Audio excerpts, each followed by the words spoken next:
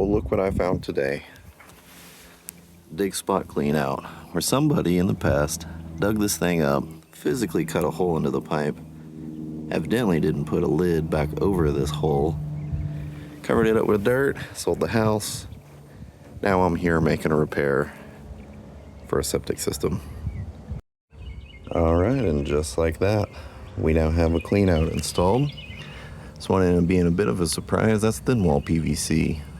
So by code, you can't use that for a sewer line. Had to use special adapters. No big deal anyways. They've got to clean out. Time to backfill.